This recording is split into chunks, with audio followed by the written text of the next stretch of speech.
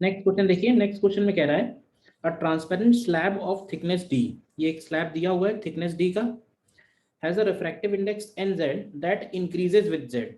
ठीक है, मतलब कि जैसे जैसे z कोऑर्डिनेट चेंज होगा वैसे वैसे उसका रिफ्रैक्टिव इंडेक्स भी बढ़ रहा है। ठीक है, the slab is placed between the two media with uniform refractive index n1 and n2, मतलब इधर का n1 कांस्टेंट है, इधर का n2 कांस्टेंट है, केवल बीच में वेरी कर रहा है। ठीक है, फिर कह रहा है a ray of light is incident with an angle theta I, तो ये रे ऑफ लाइट हो रही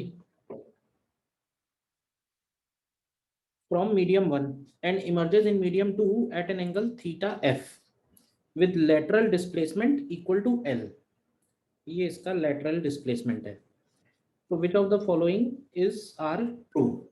तो देखो, सबसे पहले तो हम लोग ये जानते हैं कि अगर रिफ्रैक्टिव इंडेक्स z डायरेक्शन में इंक्रीज हो रहा है तो जो बाउंड्री होंगी वो इस तरह से परपेंडिकुलर टू z डायरेक्शन बनेगी।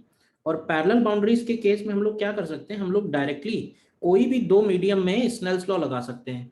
तो अगर हम थीटा आई और थीटा एफ में डायरेक्ट स्नेल्स लॉ लगाएं तो हमारा फर्स्ट ऑप्शन करेक्ट आ जाएगा। इस क्वेश्चन में सॉल्व कुछ नहीं करना है, सिंपली कॉन्सेप्चुअल क्वेश्चन है, तो फर्स्ट ऑप्शन तो करेक्ट आ जाएगा by applying Snell's law at incident point at final emergence point.